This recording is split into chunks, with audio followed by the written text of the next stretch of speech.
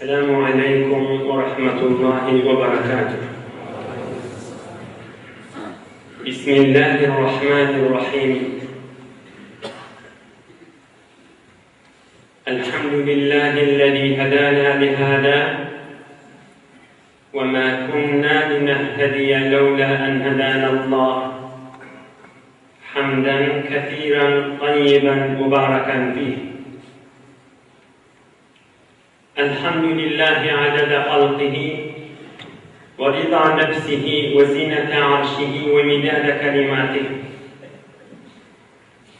اللهم صل وسلم على عبدك ونورك إمام المتقين أمير الأنبياء سلطان الأولياء سندنا شفيعنا مولانا محمد النبي الأمي الأمين وعلى آله وأصحابه وأنصاره وأتباعه أجمعين. لا أسألكم عليه أجرا إن أجري إلا على رب العالمين. اللهم وفقني لبيان ما يحتاج الحاضرون إليه وما يصلح أحوالهم. إلهي أنت مقصودنا ورضاك مطلوبنا فأعطنا كلنا محبتك ومعرفتك. بإذن الله تبارك وتعالى إما من طاعات ibadetlerimizi, salih amallarimizi, Huday için oturuşlarımız ve muhabbetlerimizi ve duayı hayırlarimizi yakinen ve daştan Özümüzün nuri Resulullah sallallahu aleyhi ve sellem'in şirin yaşayışlarının ve esasen almalı derslerinden eştersipte bereket ve nur ve ferişte ve Allah'ın rezayeti ve rahmeti yakardiyipte şirket etmek elbette ulu saadetten ve ulu Allah'tan lütf ve nığmattır. Huday Teala din ve dünyanın ahvat etsin inşallah.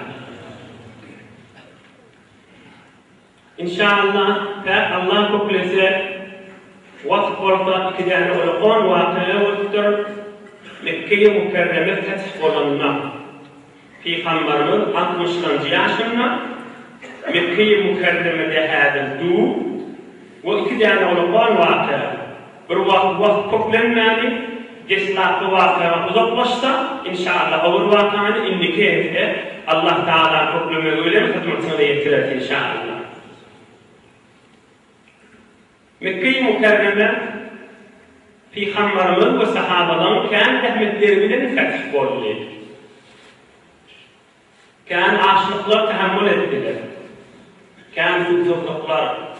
Kan sefer 450 kilometre yol. Yolda şolun içinde kendilerini tutanlar yoktur mu? Şolun içinde yağda yerde istirahat etsek kandi kalınlar yoktur mu? Şolun içinde susat acılıp, kaçın Peygamberimiz durur kan diyeleri yok mu kan? Vardır. Hükmet vardır. Behterin vesile bilen, behterin vesail, motor maşin bilen yakın yere gidip geliyeceği adam, hali bulunacak buraya yağdır yani. Ama Peygamberimiz sahabeleri bilen beterken rahmetler çektirdiler. Kıyınçılıklarıyla çektirdiler. Oğlunun şoğundan taşıttırdılar. Hacı giden adam var, 2 gün 3 gün geçmekte öyle günlerin haberleşip duruyor. O zamanla ittisalat, haberleşmekler var mı? O da yok. Oğlunun şoğunun Allah yardım git kayıtmalı, 2 ay, 3 ay, 4 ay, 5 ayda rahmetler çektirdiler. Ve bir ahiret Allah'ın kömeklerini bilen Mekke-i Mukerreme feth oldu. Aham son üstüne de bir kısacık bir mühim mukaddemadır. Ey Müslüman doğru, ey din, ey Allah diyen insanlar, belki şiliyeceki gördüğünlerde fakat şu oturalım içinde kalmanı, belki Müslümanlar, belki menni din diyen, ahim diyen adamın kulağına basınlıkta barkada şiliyeceki gördüğünlerde. Ey Müslümanlar, bunlar biter niyetler sağlanmıştır, biter yürekler sağlanmıştır. Biter de ölüme verip ve mağmeyleş Allah din vaaz veriyen, nasihat ediyen, din bulalım olur, İslamiyet bulalım olur, Kur'an için zahmet çekmelidir diyen adamlar için olakan ders var. Doğru, hakikat ahun molla vaaz veriyen, nasihat ediyen ve ondan bütün Müslümanlara dersler var. Bu adamların niyetleri sağlanmıştır. Bunu Huday için kıyımlayanmıştır. Başka hiç afiyatlarında yokmuş. Ondan için Mekke-i Mukarreme fetih oluptur. Kafirler Peygamber'in nereden gittir? Hemen geçişen gittir. Vesselam Allahu Ekber. Ti varlığın anlamında. Kafir hatta. Kafir. Gözeştektim gittir. Ayda Müslümanlara gözeşti, hoş ahlaklı diyet gelmiş. Onun üstüne müfessir geçti. Hükmen şöyle adamları öldürün diyenleri de hadi geçiptir. Resulullah Can Aleyhisselatü Vesselam. Onun üstüne inşallah şu yiyecek vatanı değil, hükmen adamlar hemmesi Resulullah'ın oğluna çıkıp yeke Müslüman oldu. Yeke oturup Müslüman olacak. Oğlancıklar, olamazlar. Denanalar, adamlar hemmesi. Niyet sağlamlık biter bir mühim de. Bir interpretat öğrenildi, interpretat eşitlendi, şadan eşitsin, mahvaradan eşitsin, ya bir yurttan bir daha öğrensin, veya bizine müştikati, bir genel eşitsin deyip de Müslümanların arasında ağlarla okumalılar. Kine kuduretli, adavatlı, birbirine içi oğud edip koymalı değer. O da söyleyen lazım değerli. Ey dinleyen insanlar, ey Allah diyen adamlar, ey Huday'ın adilçılık iklimleyen adamlar. Niyet sağlam olmalı. Amali eşittirecekmiş diyorum, ay tamam oldu. Demek iyiliğini, ölmeyen mi dünya oyunca karantıran mı oldu? Mügep torunlar, o mutlulukların üstüne başlamayanmış o. Ağırcıkların üstüne başlar da iyiliği olan kafirler güldürüp otuydu. Dünya boyunca cühüyle, Mesih'iyle buluşup otuyan Müslümanlar ağırcıkların üstünden başlayar. Biz niyet tanım. Özümüzden süreyim, şu oturun cemaatı, Huday için bir nasihat kaydayım, bir ceda veriyorum. Senin yanı olur, ağlarını okuzak olur, bir Türkmen ya bir zat yanı güldün ağlasak, sağ olurlar diye. Huday hemen iman ağırlıydın ayırman, Allah yarım. Kepleşip, dersleşip, cidleşip görün. Bolya diye, Allah yardım diye. Huday Teala Müslümanları imanın ayırmasın, vesselam tanır yapar. Bolya işinleri koyuyor. Dersleşme zaman nerede zaman? Kafir öldürme zaman nerede zaman? Bu düşünmeli vaktimi oldu dedim. Taşımda ayrılmanı vakti bunlar bir Müslümandır. Bir insanlardan, bir buzurlarlardan der tanımalı. Ben yanımda Kur'an-ı Kerim'den bir mübarek ayet okuyan olup, Peygamber'in sahih hadisi var diyen olup, hiç takı bilen neler diyor, senin aramda, Müslümanların arasında, ahım oğlunun arasında, din, mescitlerin arasında ağzalını okuyacak oluyor değil mi? Anırlakta verdi. Yok ben buradan ayıtacak oluyor yerim. Ayıtacaklardan da öğrenip olun, bu da imanın ayrılmadı, tamam. Yine bir buzurluk varla, hemmesini gözeştirdi, onun için hemmesi de Müslüman oldu. Niyet anılmıştı. O da Müslümanlar, hususen özüme, bu memleketteki insanları, aklım Allah, dinli, paylaşıp gören vaazette ne dair olur? Niyet sağlıkta ayırmasın dair. Gelelim Resulullah'ın mübarek yaşayışına. Mekke-i Mukarreme fetih oldu, Resulullah bize şirkte hemen geçişendiydi. En dekale ehlu Mekke ricalen ve nisa'an, sigaren ve kibaren, havâiyeten ve ihtiyaren. Mekke'nin adamları, öyle ihtiyarlarını hemmesi Müslüman oldu. O, iyiliğine olan bereket var. يقول عمرو بن سلمان كنا بمال ممر الناس ممر الركبان فنسألهم ما للناس ما هذا الرجل sahabadan bir Enbiya Müslüman bunu makat bir Mekke'nin taşında yaşayacak diye.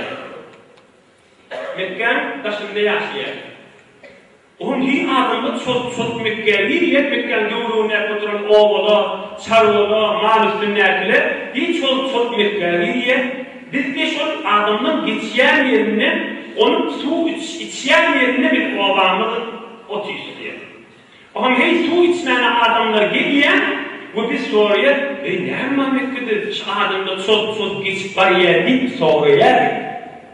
Anladan gelin kervanının, ve onlar ayyadi, Mekke'de bir adam var, Adam Muhammed aleyhissalatu vesselam, men ki hammardi aydiye, ve Allah Teala şunu vahiy beriye diye.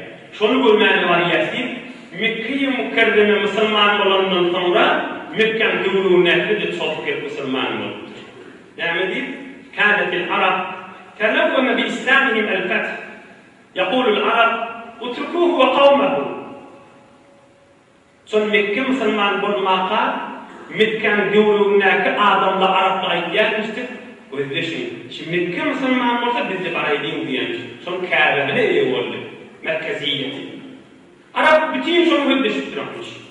Mekke'nin adamları Müslüman olsa ki o kavmi şu Muhammed'in aleyhissalatu vesselam biz de Müslüman olup diyenmiştir. Aham Mekke'yi mükerreme ol bereketin üstüne Müslüman mı diye onun üstüne dövülüğündeki adamlar da Müslüman mı diye. La ilahe illallah Muhammedur Resulullah diyenlerden o diye.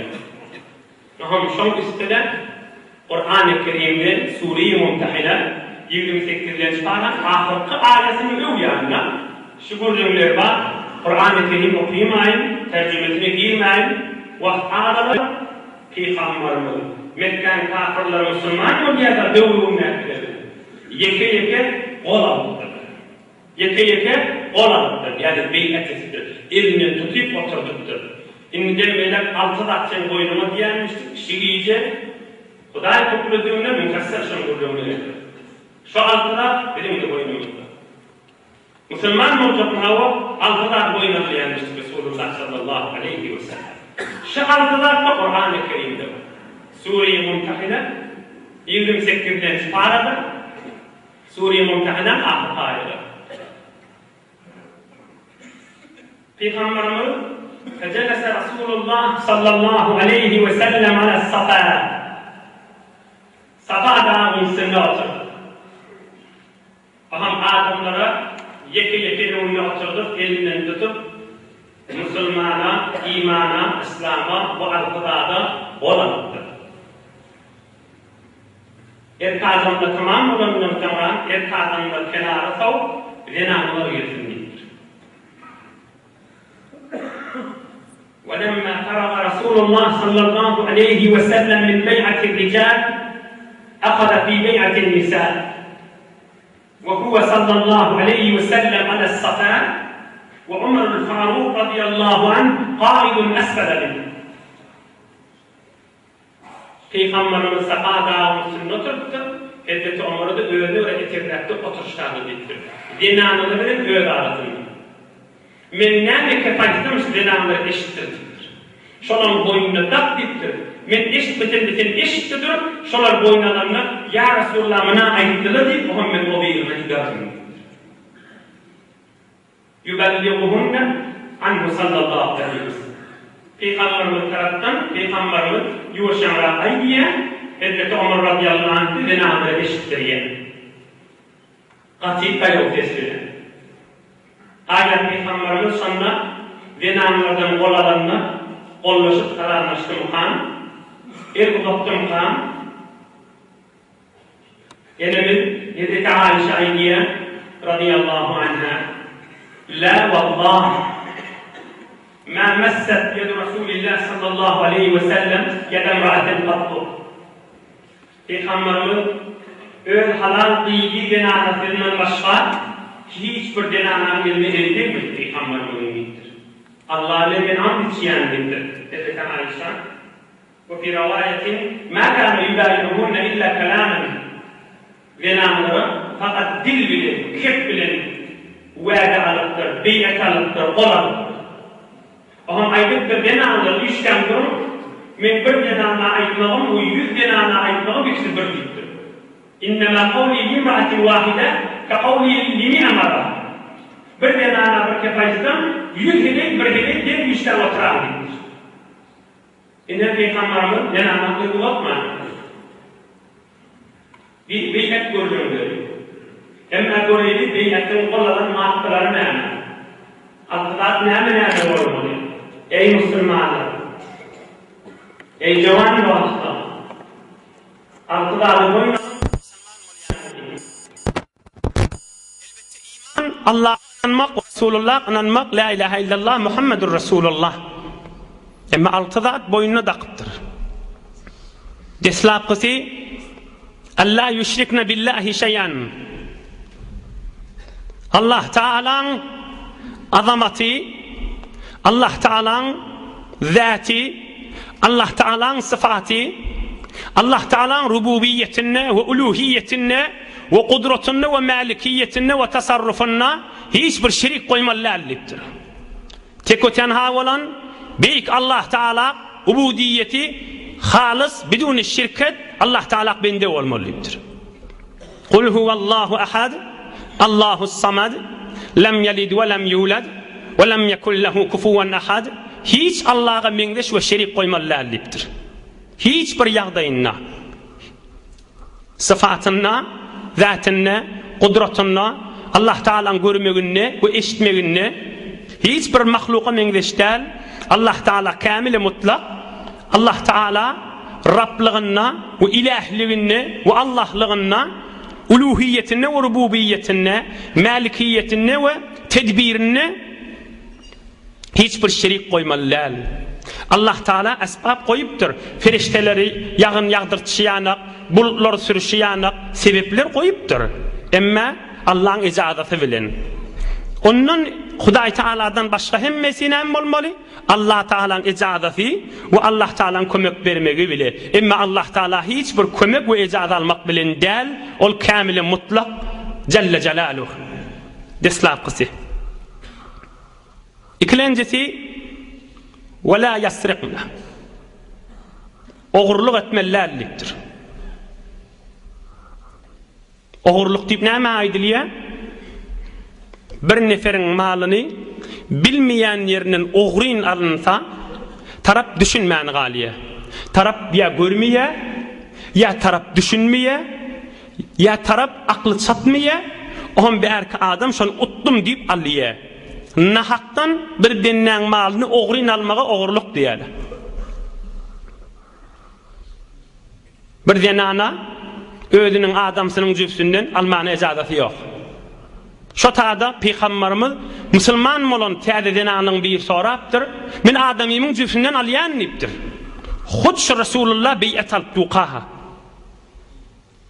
Adamyň cüfsünden almak näme işgaly bar diýipdir. Aham Peygamberimiz açıklap aýdypdyr. Çöregiň bermese, suwuň bermese, iýbiçkiň bermese, şo mykdar alsaň bolar diýipdir. Ijazat bolmasa da. Emme birini kado verecek bolup, birini artykmas bir zat verecek bolup, halktan artykmas eginmas geýjek bolup da äriň rezaýeti we ijazat bolmasa, ondan alsaň onu oğurluk hesap bolýar we uly günälerden. Ya meselen kärger adam, usta adam, ya karmand adam, ya bir muallim, ya debir, bir 8 saat, 10 saat, 12 saat wagt berilýär, oşoň üstünden aýlyk alýar, oğurluk etmeler. Şagirtlerin wagtyndan oğurluk etmeler. Ol beytül malın pulundan oğurluk etmeler. Dogurca istifade etmeli, dogurca edip de halalca kesp etmeli. Huday Teala musulmanları emredipdir, İslamiyetin içinde oğurluk etmelerdir. Hiçbir ýagdaýda dogurca dünya malyna kyzyp ya yaltanyp hakyň ýok yerden mal ýemelerdir da. Ine dogurca gurrunşy. Dünya maly kyzyp da dünyanın avadalygyna kyzyp da nahak yerden artykmaz almalylar. Dogry öz işine göre almaly. Emma bir denana adam mal berýär, kädi pul berýär, şonu üýşürse, şo üýşüren malyny adamsyndan bir ijada bir zada harjasa, oň işgali ýokdur. Goý meselemiz kamil bolsun. Ama bir denana dädesi pul beripdir, dogany bir zat beripdir. Adamsy da kädi pul berýärmiş, şonu üýşürip de adamsından bir icada ve hatta radide de olsa öz pulu öz mali onu denana sadaka verse de waliye harcetse de waliye ol juda mesele. Bes deslapqysy Allah'a şerik koymalylar. İkincisi oğurluk etmeler. Üçüncüsü wala yaznina. Wala yaznina. Wala yaznina. zina etmelerliktir. Zina etmelerliktir. Hatta şu taada var kafir ki şu vakt Müslüman olup duran heley aydıptır. Hi zinanı da zina edecek mi deyiptir. Kafir zinanı şu vakt Müslüman olup duşa kefaytiptir da. Kafir ağır bilyemiştik şu zamanda. Ay zinanı da zina edecek mi deyiptir. Ve la yaznina zina etmelerliktir.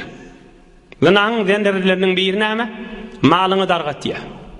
Malını bir bereket et ya. Peygamberimiz aydıptır. Ey salim yaşap biren Müslüman. Kavcette kulağız. Az-zina yuritul faqra. Zina gariplik getiriyendir deyiptir. Şuna müptela bolan adam malikan mukadimen hiç vakta. Yerin yüzü altın kızıl şon kovalasın. Şol adamın özünün yüreğini aş susuz şunu erti ölacak yağlı da şol adam. Ay men ine az ölürün ine men susuz ölürün mıdan dargı kesbede şol adam. Şun peygamberimiz aydiye az-zina yuritul faqra. Zina ediyen adam bu zinanı mıdan gariptir diye. Mıdan hordur diye. Mıdan yüreği kısıp az ölacak yanık bolup durandır diye.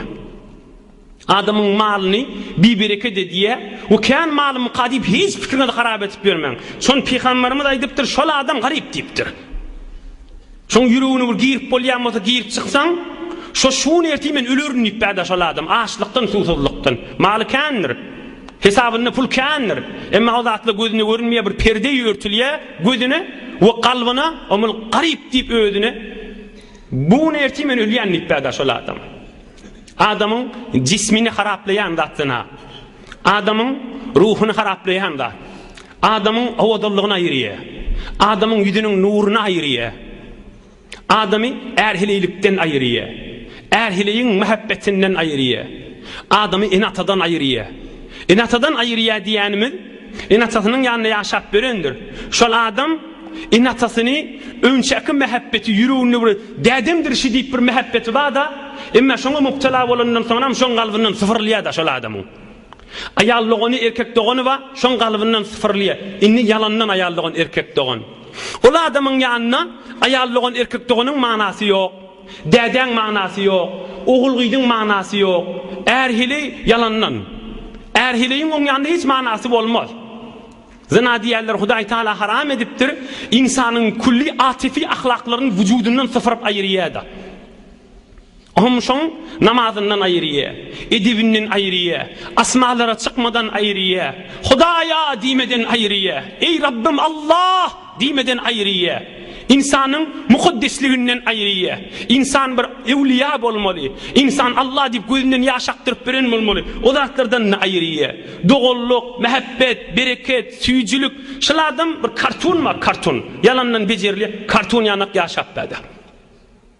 Ey cavan dost, sen Hudaý için kulak as. Ey Türkmen dogancığım. O kulak as. Sen salim oğlan kulak as. Bir tofar insanlar var.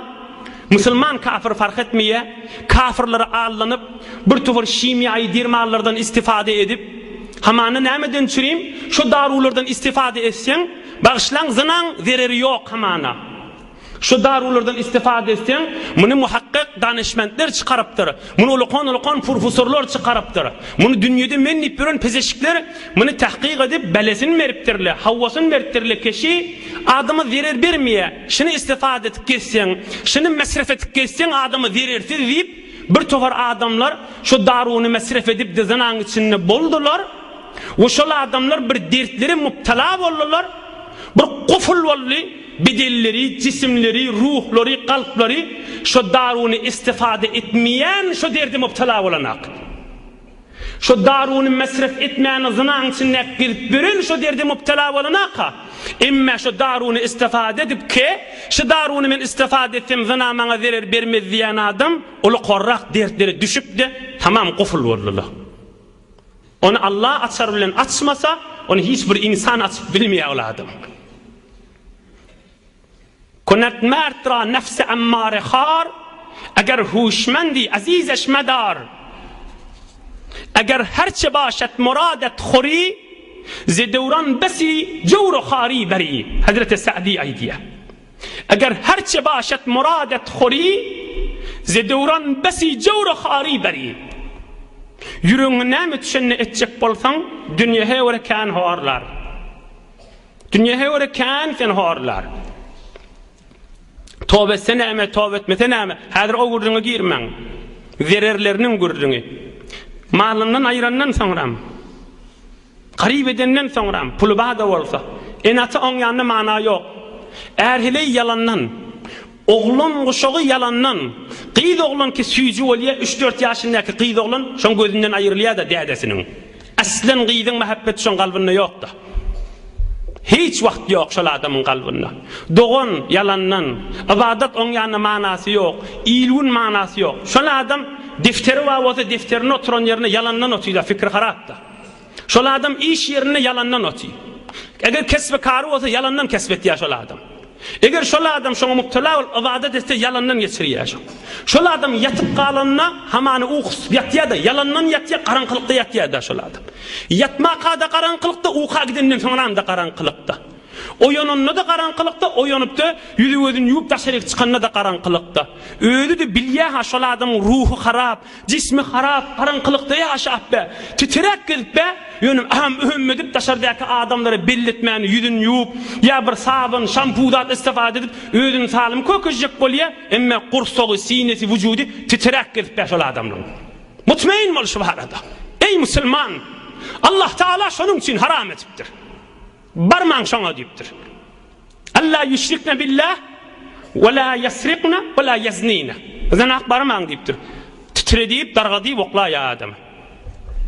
Şol adam özüniň şizirdigini bilýär, ýöne ak ok edip özüni belletmäni märekäňçinde giýse giýer, emma şol adam titrap getdi. Horlukça getdi fakir. Evvelin günnel, evvelin lehzeyi ki şol adamyň fikrine gelýär. Ay men şişimi apbereyn diýip de halwata var. Hudaýa men günämi geçdiydi. Şol adam zınnandan çykan ýaly keýfetdi de. Şol adam şowun beheşde girdim qadiýer ödüne. Şowun jennete girdim qadiýer. Jany bilen, çyny bilen hokkosy daýsa, şowun ödüne beheşde girdim qadiýer. Şowun şoň döwrünek zynzyrla, şoň döwrünek hafatçylykla aýrylsa, öz gönüner şol adam. Beheşde girapdyr no diýer. Şo märekan tutakan oklaşy direk gurrunlaryň içine şu märekan men beheşde girdim diýer. Gönünnim diýer. Odal gönünip beren ýanakda ýok, odal kösenip loqurun içinde, hafaň içinde, fazylabyň içinde ýaşap gitbäde. Onuň üçin peýgamberimiz aýdypdyr: "Wallazi nafsu Muhammad sallallahu aleyhi ve sellem biyadihi, inner riha furujaz zunati vez zawani fi'n nar, la yu'zi ahlan nar, la yu'zi ahlan nar, la yu'zi ahlan nar." Tövbe etmäni, aýby gurrunly bir zat diýip özüni allap, zinaga mubtala bolup dünýeden geçen adamlar kıyamatda şolaň awratyndan bir hafa is çykjak diýip peýgamberimiz jehennemiň içinde oda ýanyp duran adamlara şoň porsuluk verer diýär. Bin nämiş oduň öz boljak, anqyp duran zat gerek geldi diýip hemmek biljek diýär. Şo zina eden adamlar özüniň awratyndan çykýan porsuluk diýip. Peýgamberimiziň aýdan kefişi. Aham şu zamana gel, ey jawan dost, ey musulman, ey Allah diýen arasta oglan. Dünýe şu mahal bolup durşy, hemme zemine amada. Adam haram iş etjek bolsa hiç bir many ýok. Guşyň içinde bar. Guşyny alyp da gir bermeli. Mahbarlyň içine, internetleriň içine näme gözlejek bolsaň, bir musulman, bir insan, bir jawan oglany tehrik etip duranda ihtiýaryna. Qaçagaç oluydan oluya bukunup bermeliler. 15-20-30 yıl mınna odolqiyat. Her kim öz elini. Oham bir vaqtda men Hudaý üçin açyk taňa gowy ýol aýtyp bereýin. Bir vaqtda giriftar bolup barýan, allanyp barýan. Näme etmeli şonda? Sen bir jawan oglan. Giriftar bolup barýan. Muzahymyň ma? Tarap düşünmeýär bir keplere. Iki daha da gaýym bol. Biri Allah'ını yahattan çıkarma. Yaradan kadir Allah. Sen yaradan ve sana aziz ve mihriban ve sana el ayak göz kulak ve kudret veren Allah hazır ve nazır. Allah seni görüptü. Allah Teala seni görüptü. Şunu yahattan çıkarma. Her yer olsun Allah Teala hazır ve nazır. Allah Teala hazır ve nazır. Allah Teala hazır ve nazır. Emma bir adyňa düşýär, emma şeytan seni ağırlaya. O bizle günah etperen kan Hudaý geçýär rahim. Kan adamlar we tawba etdir, tan adam we gowy oturdy sen ýene ağırlajak bolýar. Şo taada şol zina haramzadyň agybetin fikret. Yani hamana günnü diye akşam ağırlajak bolýar dämi? Sen barýan şoňa gaşyň fikrin harap, barýan ihtiýaryň wüjudyň elinden gidipdir da. Bir lahza fikret, şondan bir sagat soňram ökünjegiňi. Bir sagat soňram fikriň harap boljagyny, bir sagat soňram wujdanyň dargajagyny, bir sagat soňram bereketten gaşşagyny, bir sagat soňram öýüň doganyň ýanky gurrunly wagt geçdi. Seni titirip bir karton ýaletjek. Odul demir ýanyk mert musulmantyň inni tıkırdap duran bir desmal ýanyk ejiz bir zat boljagyny fikret, sen hawaň gaçyrar. Seni şo zatdan alyp galar. Muň adyna näme diýäle? Bir lahza fikretmek 70 ýyl ibadatdan gaw diýerler şi. Şu jawan oglanyň şo fikri etmeýärmi? Ey men şunu şeýsem, ýyly hiç oşuň, ýyly puç oşuň, şuna gereftar bolan adamyň hiç ýylynyň bir agybety hayır bolany bize görmedik. Ne kafirden ne musulmandan bir lahza fikret, bu kulli şoň hewesen wujudundan aýyrlar. Sen şu zady eltmer hiç wagtda. Bir lahza fikretmek 70 ýyldan gaw diýerler şu da. 70 ýyl ibadatdan gawdyr diýerler şu bir lahza fikretmekde. Bir agybetin fikret, agybet diýenim, ha ölümden soňram däl ha. Kıyamat, kabr däl. Şondan 5 dagyga soňrasy, 10 dagyga soňrasy. Ölünçäň şoň süýjülük sen göwermän gezmejege bir belli bir zat be. Daqaýyky geçşek, emma şoň ýyly näme bolmaly? Hiççi. Meger kan oglanlar bir tofar kan diýmeň, bir tofar az da bolsa aýtmaýarlarmy? Jowan wagtyny pul kanti, mal kanti, kan erkoglardan çürüm ýa-denanlardan çürüm bir tofar harjatdylar. Emma inni pulu ýok, hiç kim onu innäna. Hiç kim oň menen işi ýok. Hemme harjadylary, hemme zähmetleri hiç bolly. Inni hiç kim onu innäna ýan kadamy. Şol adamlar şoňa haýyr doga edermiken pul harjatdy diýip. Haýyr doga söýýändirler, lanet aýdýändirler. Häzir ölmäkä ha. Ay ýaşly adam ki olurken pul harjatdyr şu hafazatdan çürüm, ölünden soňra haýyr doga ederlermi şoňa? Haýyr doga söýýändirler, lanet aýdýändirler. Şu taýyn bir fikretde gör, agybety fikretmek diýerler şoňa. Ýylynyň hiçligini fikretmek diýerler. Ýylynyň puçdygyny fikretmek diýerler şoň adyna. Ey musulman, ey jawan dost, haqiqat, hakl, iman, nur, maňyz we gününmi gurrun şu ihtiýaryňda goýulan gurrunlar. Gadryny bil utarsyň, gönönersiň. Fikrin harap bolup aklyň çaşan wagtynda Allahyny zikret. O şeytan seni ağlap, ay Hudaý Kerimdir, Hudaý Rahimdir diýdi, agybetin fikret. Şoň ýyly hiç. Şoň bir saatdan soň ýyly puç, ýylynyň peýdasy ýok, haraplap barýar. Adamy bir bereket etýär, ökündirýär, narahat etýär. Oğlun şokdan, inatıdan, Kur'an'dan, namazdan, ibadattan, hemme zattan koyyerliğin fikret, adamı nurdan doğru eder. Üstüne ferişte yagar, üstüne nur yagar. İnhe, Allah'a şerik koyma, oğurluk edme, üçüncü Resulullah Müslümanlığın boynuna takıptır Allah taraftan, zina edme. Tövbe eden adam, mutlaka tövbesi kabul Allah'ın kapsınına. Hudaýa iştiba etdim diýip ýüregi bilen gygyrdy, üstüne nur ferişte ýagdy, gönünni oladym. Şoň beheşte giren ýaly boldy. Emma şu gurrunlar eşitipdir hamana, bir CD barıpdyr, özüň ýetiripdirsiň, doňjogum beýle-de şeýle-de diýip, ohamyň ýüregine düşýär iman, şonu uzaklaşdyrjak bolmaly. Nämenen ýoldaşyna äp bermeli. Nämenen tarafy ýüregiňe awymasyn. Ayt dosyňa. Ol tarafa ýüregiň awymasyn, özüňe ýüregiň awysyň, öz imanyňa ýüregiň awysyň. Ol tarap gözleşek, ol tarap ağlajak, ol tarap özüni öldürjek, onu gaýgatma, sen wezifäň däl, seni Hudaý onu sakla diýip bermändir. Şon salym sakla diýip Hudaý bize emretmändir. Näme diýip onu gaýgatmaly? Özümizi gaýga diýliň. Gorsakdaky ak imany gaýga diýliň. Sen özüňi we imanyň gaýgatsaň, sen bereketiňe tarapdar assa bolar. Mutlaka.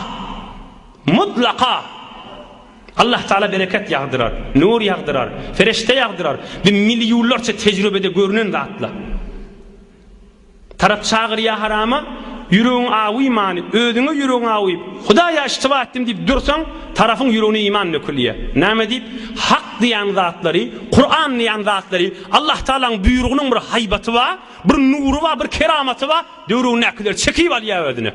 Eger Hudaý Teala'ň ve dinin ve izzeti ve Resulullah'ın yaşayışının kerameti ve nuru bereketi olmasa iki tabağa mescid dolu oturmurdu bu soğuk havada. Resulullah'ın yaşayışının süycülüğü, cezzabiyeti, bereketi ve nurudur da sıkışmanı gör otu Mehmet iki tabağa da olup.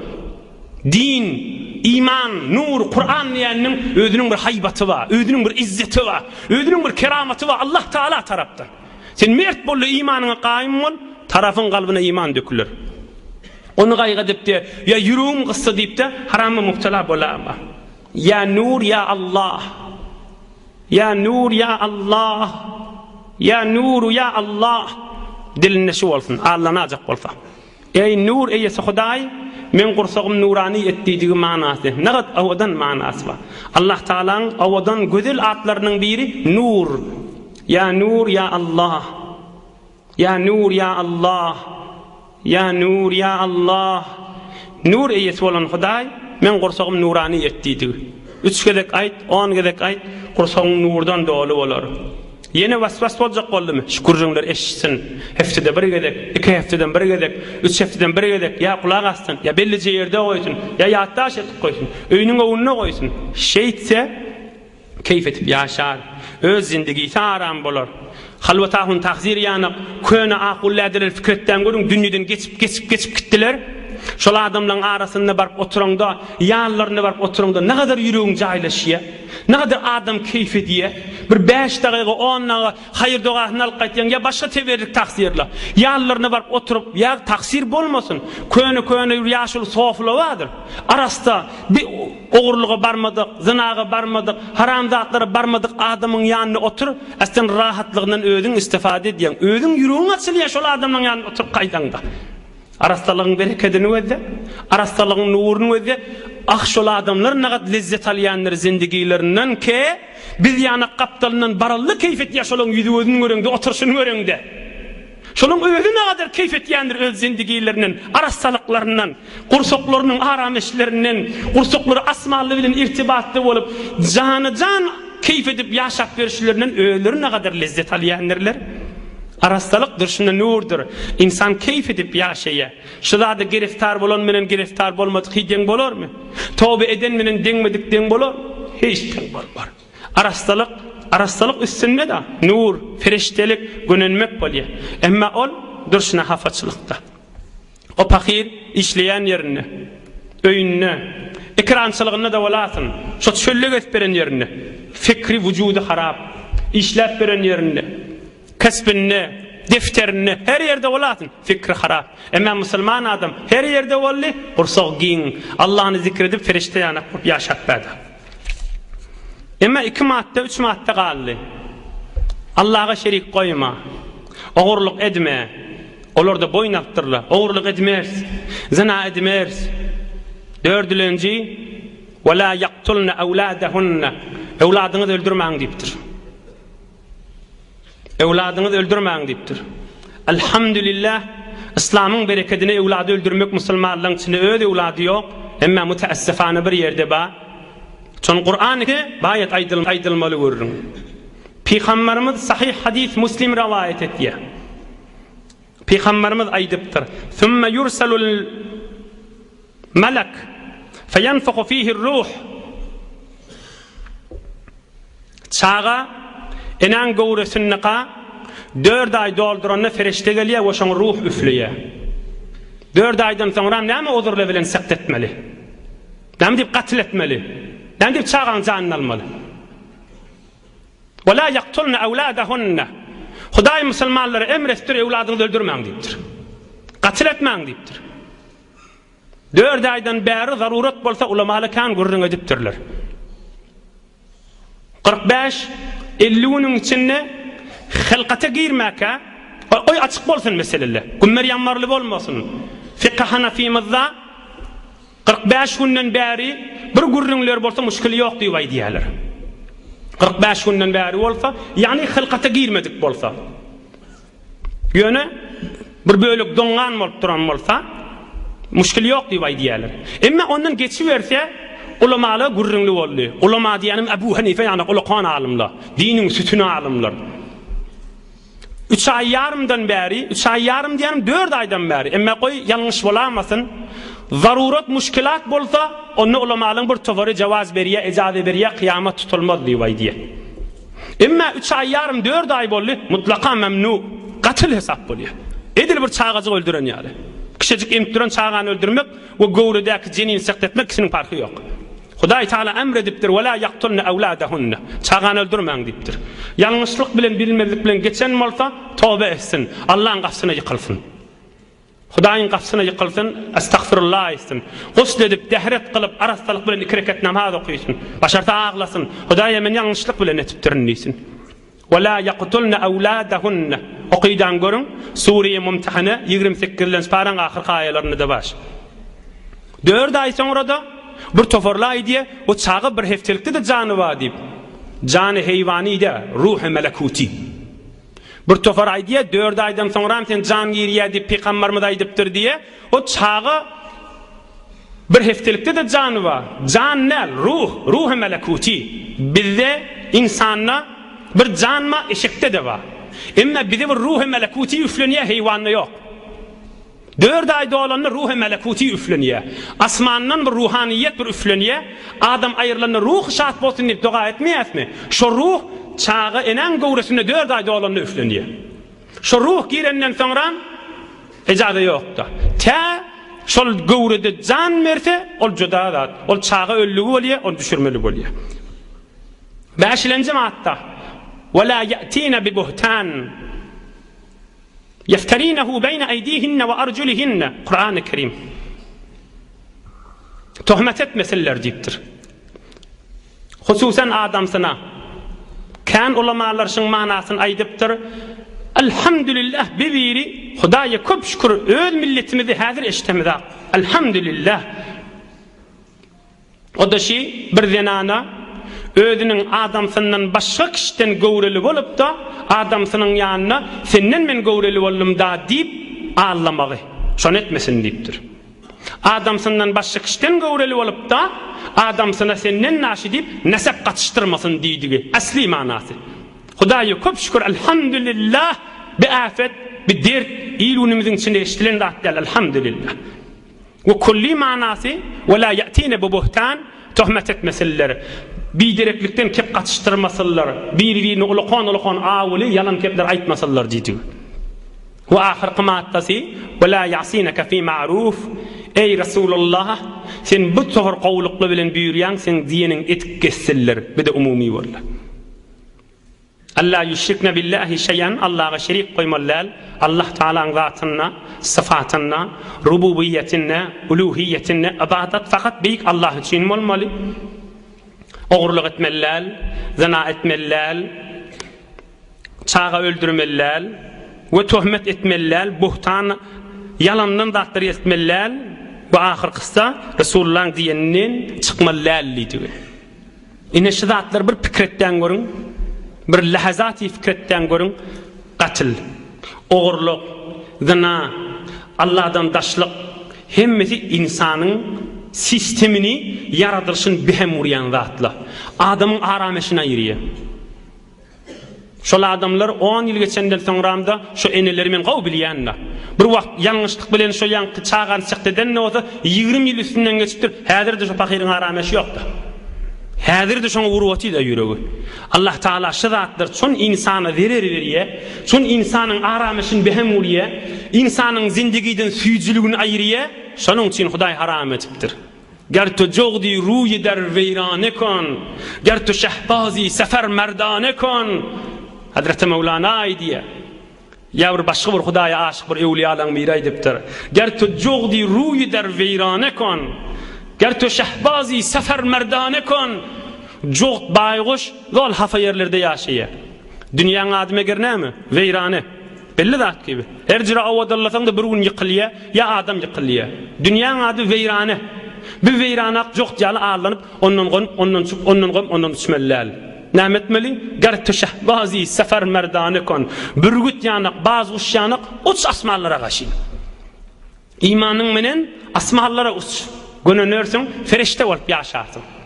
İnheşiratlar adamın zindigisini dargıdansan, süýjülüğini ayıransan, dünyada insanın en höwes etýänleri näme? Aya pul mu? Yok.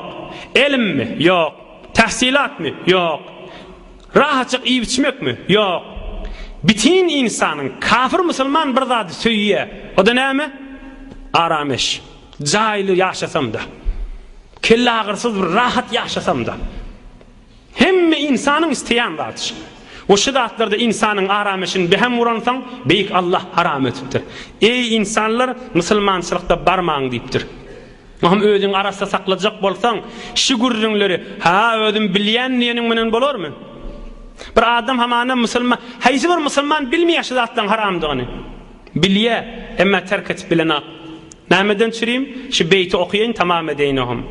Kuştane inkar aklu huş nist, şiir baten suhriye harguş nist. Hazreti Mevlana naqad avadan aydiya, altının suulen yazıp koymalı. Kuştane inkar aklu huş nist, içindeki nefsini öldürmek verenlik bilen näl.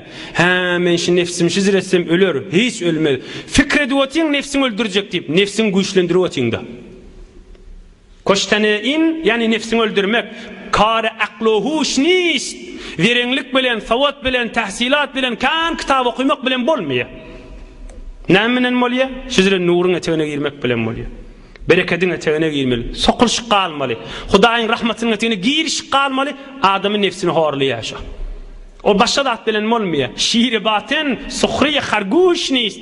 Bir qadim oglanjyklaň bir jokubu güldürmeden çy matala edilýärdi da. Bir tawşanjyk bir şiir allap, bir arslan allap, guya oklapdyr. Hol içinde de bir şiir var diýip, tawşan allap, şiir guya oklapdyr diýip ma'ruf bir mesel var da. Hazreti Mevlana näme diýär? Şiir baten suhriye harguş nist. İçinde bir nefs ýaty, şiir ýaty, onu tawşan ýanjak aklyň menen onu allap bilmersiň diýipdir. Bu allanjak zat der nefs. Meger nämenen nur, iman, bereketiň etegine girmek bilen. Allah Taala'nın rahmeti dökülüp duran şizirek bir nur ve bereket ve ferişte ve Allah'ın rahmeti yağıp duran yere sokulşu oturmalı. Şola adam sengerin içine, Hudaýyň bereketiniň içine, rahmatynyň içine girdi, dünýä ahiret abat boldy. Hudaý Taala iman, abruy, emniýetden ayırmasın inşallah. Hudaý musulmanlara ak yüreklik ittihat bersin, mehabbet bersin. Hudaý emniýetden ayırmasın.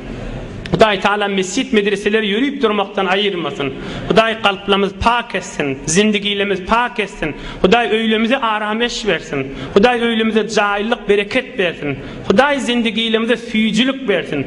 O bennelerde ağlanıp geçtir. Hudaý olan kalplarına tawfik hidayet berip din süýjülüğüne olan kalplarına goýulsun inşallah. Bir alhamd kul huvallah Suriye Falaq we Nas hoş okuýaýlyn, ilun watanymyza dua edeýlin wahum.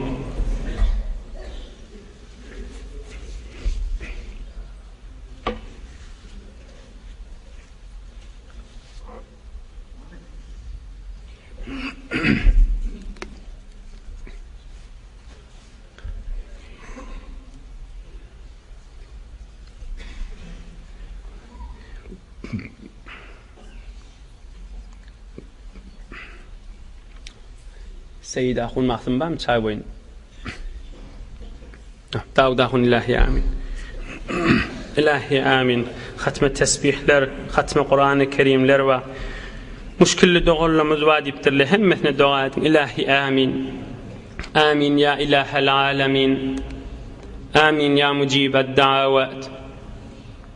İlahi amin. İlahi amin. Amin ya erhamer rahimin. İlahi amin. Amin ya ilahel alamin. Birahmetke ya erhamer rahimin. Maşallah.